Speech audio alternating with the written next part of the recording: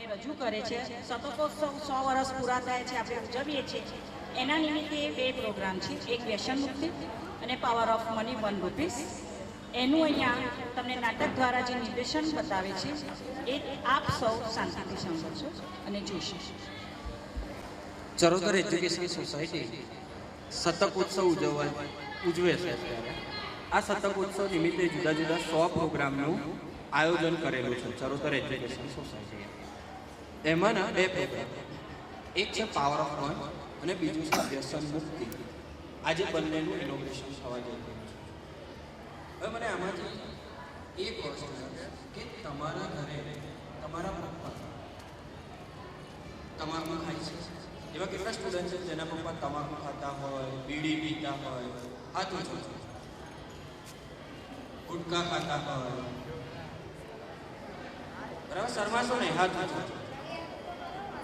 તમને ખબર છે ને કે પપ્પા આવું કંઈક ખાય છે, મસાલો ખાય છે, ખબર છે ને? હા, સરસ સરસ. હવે આ મસાલો જે પપ્પા ખાય છે, મૂકી દો, હાથ નીચે. હવે આજે આપણે ઘરે જઈએ ને એટલે પપ્પાને શું કહેવાનું? આ મસાલો ખાવાથી શું થાય? મસાલો ખાવાથી શું થાય? આપણને નુકસાન થાય. નુકસાનમાં શું થાય? આપણને શું થઈ શકે છે? કેન્સર થઈ શકે છે. શું થાય? હા, કેન્સર થાય, હોઠ ફૂલી જાય, આવું જુદી જુદી બીમારીઓ આપણને થઈ શકે છે. થાય ને? તો આજે આપણે ઘરે જઈએ એટલે પપ્પાને પહેલી અપીલ શું કરવાની? ચલો બધા અહીંયા ધ્યાન રાખો. પપ્પાને ઘરે જઈને પહેલી અપીલ શું કરવાની? કે તમાકુ ખાશો નહીં, મસાલો ખાશો નહીં, ગુટકા ખાશો નહીં, બીડી કે સિગરેટ પીશો નહીં. પહેલી અપીલ કરીશું આપણે ઘરે જઈને પપ્પાને. હા, પછી શું કહેવાનું પપ્પાને? કે તમે જે આ તમાકુ અથવા ગુટકા કે બીડી કે સિગરેટ પીવો છો, ખાવ છો, બરાબર? તો એનાથી શું નુકસાન થાય? આપણને આર્થિક રીતે નુકસાન થાય છે. તમારા પૈસા વપરાય છે, પપ્પાના પૈસા વપરાતા હશે ને? તો પપ્પાને કહેવાનું કે પપ્પા તમે વ્યસન બંધ કરો અથવા તો ધીમે ધીમે એને શું કરો? ઓછું કરો. અને એમાંથી જે તમે પૈસા બચાવો, એના જે પૈસા બચે એ પૈસા તમે 1 મહિનામાં શું કરો? ભેગા કરો. હવે જો પપ્પા રોજનો ₹1 બચાવે તો આખા મહિનામાં કેટલા રૂપિયા બચે? મહિનામાં કેટલા દિવસ? 30. તો આખા મહિનામાં કેટલા રૂપિયા બચે? 30. બરાબર? તો આપણે પપ્પાને કહી શકીએ કે પપ્પા જો તમે મસાલો નહીં ખાઓ તો આખા મહિનામાં કેટલા રૂપિયા બચશે? ₹30 બચશે. હવે ₹30 વાપરવાના ક્યાં? તમે તમારા માટે વાપરો ₹30. પણ પપ્પાને કહો કે પપ્પા જો ₹30 જે બચે છે એમાંથી તમને કેટલો રૂપિયો આપે? એ. કેટલો રૂપિયો આપે? એ. અને ₹1 તમારે અહીંયા સ્કૂલમાં આવીને ચોકલેટ નહીં ખાવાની એની, પણ ₹1 શું કરવાનું? અહીંયા પાવર ઓફ વનની પેટીમાં શું કરવાનું? દાન. એનાથી શું થશે? તમે કેટલા સ્ટુડન્ટ છો અહીંયા અત્યારે? 500 સ્ટુડન્ટ છો, બરાબર? તમે બધા આખા મહિનામાં ₹1 આપશો તો કેટલું દાન થશે? 500. આખા વર્ષનું કેટલું થશે? 6000 થશે ને? બરાબર? તો આ ₹6000 આપણે કોઈ સારા કર્મ માટે શું કરી શકીએ? ઉપયોગ કરી શકીએ. એટલે જો પપ્પા ₹30 બચાવે તો એમાંથી ₹1 અહીંયા આપવાનો, ₹29 તમારે વાપરવાના તમારા પોતાના યુઝ માટે. પણ એના એવું નહીં કે ₹29 ચોકલેટ ખાવાની. ખ્યાલ આવ્યો કે નહીં? એનાથી તમે સારી સારી નોવેલ્સ લાવો, એ વાંચો, કોઈ ગેમ લાવો, ગેમ રમો, બરાબર? તો પપ્પાને આજે ઘરે જઈને આપણે શું પહેલી અપીલ કરીશું? મસાલો ખાશો નહીં. અને મસાલાના જે પૈસા આખા મહિનામાં ભેગા થાય કોને આપો? મને આપો. એવું કહીશું આપણે પપ્પાને, બરાબર? એટલે આપણો આજે પાવર ઓફ વન પ્રોગ્રામ છે. એ પાવર ઓફ વન કે આપણે હવે જાણતા અજાણતા જે ₹1 જતો કરીએ છીએ, આ ₹1 જો આપણે બચત કરીએ તો at the end of year, વર્ષના અંતમાં આ ₹1 ઘણી મોટી અમાઉન્ટ બનીને આપણી સામે આવી શકે છે, જેનો આપણે બીજી કોઈ રીતે સારા સત્કર્મ માટે શું કરી શકીએ? ઉપયોગ કરી શકીએ. પછી તમે બધા ડીમાર્ટમાં જાઓ છો, બિગ બજાર જાઓ છો. બિગ બજારમાં પપ્પા બિલ લે એ વખતે છેલ્લે તમને શું આપે છે? ચોકલેટ આપે છે ને? એ ચોકલેટના પપ્પા પૈસા ચૂકવે છે? આખા મહિનામાં 2-3 વખત ડીમાર્ટ જતા હોઈશું આપણે. તો હવે તમે જ્યારે પણ ડીમાર્ટ જાઓ ત્યારે પપ્પાને કહેવાનું કે મારે ચોકલેટ ખાવી નથી. પણ તમે જે 1 રૂપિયાની ચોકલેટ લો છો એ 1 રૂપિયા આજે કેટલા જણા ઘરે જઈને પપ્પાને કહેશે કે વ્યસન કરશો નહીં? સરસ.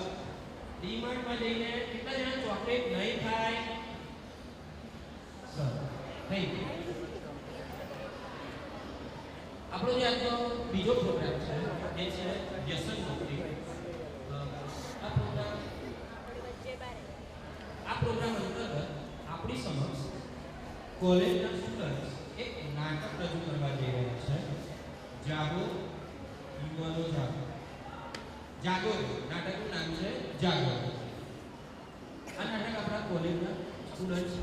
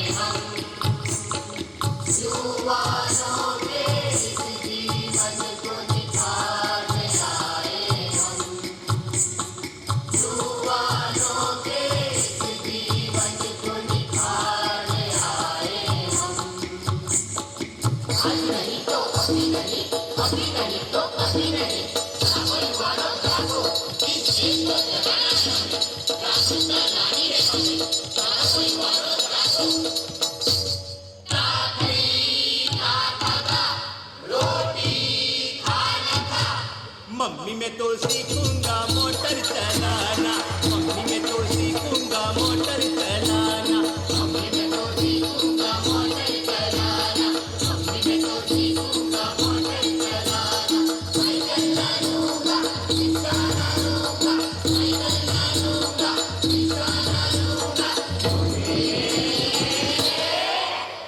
आईटी का इंजीनियर बनाना, मम्मी मैं तो सीखूंगा गोली चलाना, मम्मी मैं तो सीखूंगा गोली चलाना, पानी ना बनूंगा, पानी ना बनूंगा, पानी ना बनूंगा, पानी ना बनूंगा,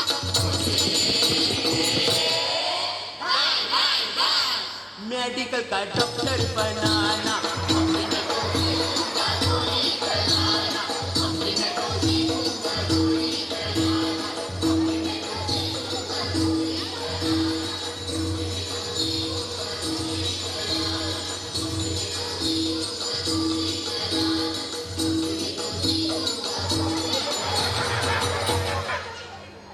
मम्मी मैं तो सीखूंगा.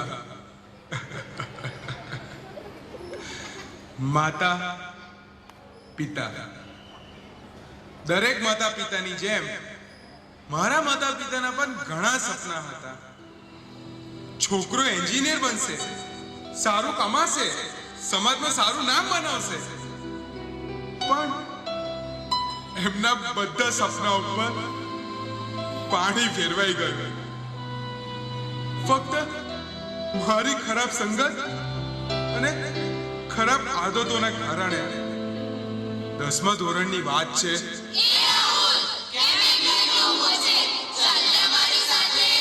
હાય ફ્રેન્ડ્સ, યા એ રાહુલ ઘણા દિવસ પછી દેખાયો ને. હા યાર, જવા દે ને. 10મું હમણાં જ પત્યું ને. એ રાહુલ 10th માં 96% મારા કરતા પણ વધારે. હે રાહુલ પાર્ટી થઈ જાય પાર્ટી. હા હા, આપીશ પાર્ટી. અલ્યા સિગરેટ, તે સિગરેટ ક્યારથી ચાલુ કરી? જવા દે ને લા, 3-4 દિવસથી ચાલુ કરી છે. લાગે છે પ્રેમમાં ફેલ થઈ ગયો છે. જો આવું બધું તો થયા કરે, પણ એનો મતલબ એવો નહીં કે આપણે ખોટી ટેવ પાડી. એ બધું છોડ, તારા 10th માં 96% આયા ને. હા, ચાલ આજે એ વાત પર દમ થઈ જાય. ના ના યાર, આપણા ગામની વસ્તુ નથી આ બધી. અલ્લા જીવનની મજા છે. અરે પણ મજા લેવાના બીજા બધા બહુ રસ્તા છે. આ બધી શું જરૂર છે? ના ના ના ના એક વખત, ના ના ના ના એક વખત, એક વખત. ચાલે ચાલે એક જ વાર ટ્રાય તો કર યાર. લા ચાલ એક વખત એકદમ તો મારવું પડે યાર. અચ્છા અચ્છા અચ્છા, પણ ફક્ત એક જ વાર, હા ને? એ કહેતો ના. અરે તું પીતો ખરો. હા હા.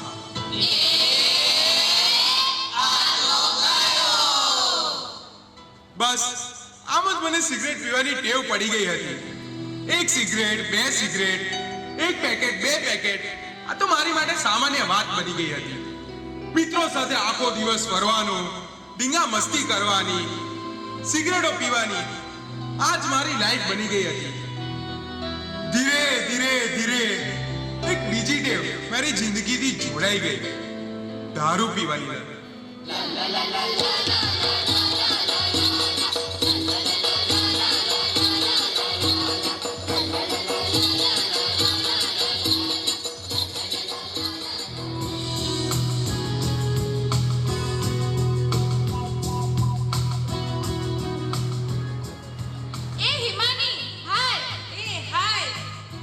અરે હિમાની, તું કેમ છે?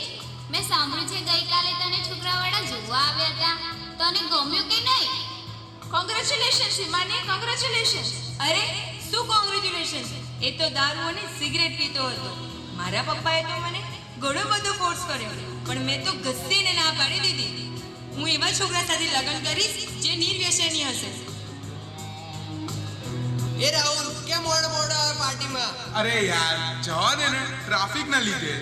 ઓકે ઓકે વેટર, ચાલ આજ તો વોડકાનો એક પેક થઈ જાય. ના ના યાર, સિગરેટ સુધી બરાબર હતું, પણ વોડકા આપણા ગામની વસ્તુ નહીં. અરે આ શું કહે છે? તારા મોટા ભાઈ તો ડેલી પીવે છે, તો તું કેમ ના પાડું છું? અરે જા, મારા મોટા ભાઈ પીતા હતા. જ્યારથી ભાભી ઘરમાં આવ્યા ત્યારથી દારૂ અને સિગરેટ બેઉ એમની બંધ થઈ ગઈ. મારા મમ્મી પપ્પા તો સમજાઈને થાક્યા હતા કે દારૂ સિગરેટ છોડી દે, પણ મારા મોટા ભાઈ તો માને જ ના. જ્યારથી ભાભી ઘરમાં આવ્યા એમના એક જ ઇશારે દારૂ અને સિગરેટ બેઉ છૂટી ગયા. હું તો કહું આવી ભાભી બધાના ઘરમાં હોવી જોઈએ, તો આપણો દેશ વ્યસન મુક્ત બની જાય. અરે રે, તારા મોટા ભાઈએ બંધ કર્યું તો હવે તો તારે ચાલુ કરવું જ પડે. જો યાર, આ તું કહું છું એટલે ને, પણ કોઈને ખબર ના પડે, ઘરે કોઈને કહેતો ના. અલા, આ તો ખબર જ ના પડી. સુપર! જોયું ને? ચાલુ રાખ. મજા આવી ગઈ ને? બીજા.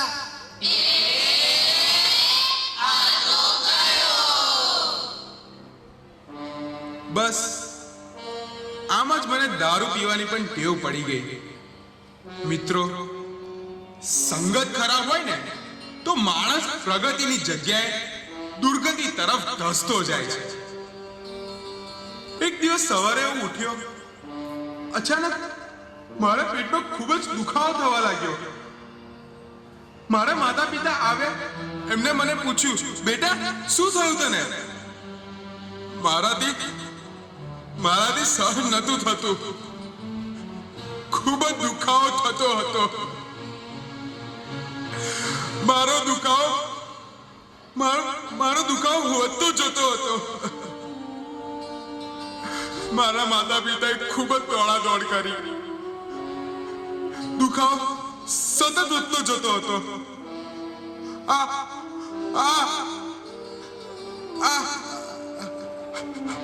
મમ્મી, પપ્પા, મને બહુ દુખે છે.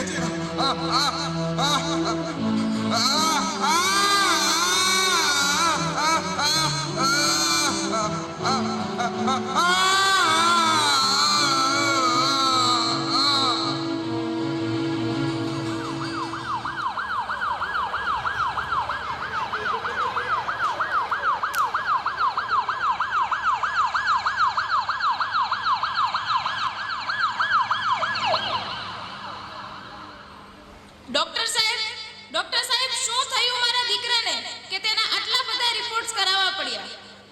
બેન, તમારા દીકરાને કોઈ નાની મોટી બીમારી નથી.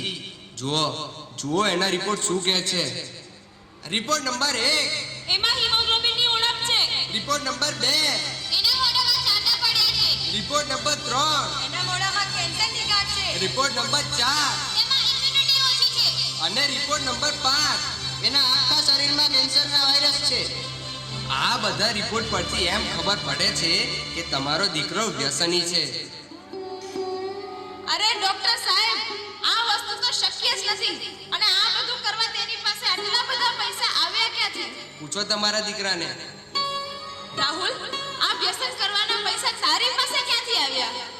મમ્મી, જ્યારે પપ્પા સૂઈ જતા હતા ત્યારે હું એમના ખિસ્સામાંથી રૂપિયા ચોરી લેતો હતો અને એક બે વાર મેં તમારા દાગીના પણ વેચી દીધા હતા. એટલું જ નહીં બેન, આજે તમારો દીકરો કેન્સરના 3જા સ્ટેજ પર છે. ખોટી સંગત, ખોટું પરિણામ. આ તો ગયો. ઓ માય ગોડ રાહુલ, તારી જિંદગી તો બરબાદ કરી જ નાખી. સાથે સાથે અમારા બંનેની પણ જિંદગી ખરાબ કરી નાખી. અમારા બંનેની પણ.